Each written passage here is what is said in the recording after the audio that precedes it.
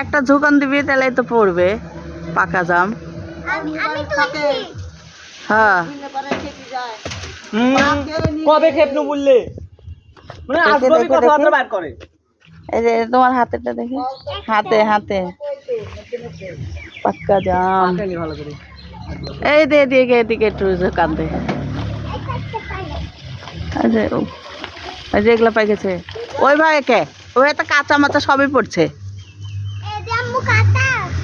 হ্যাঁ লাল রাখলে এরকম জোরে পড়ে যাবে। কি মজা লাগছে?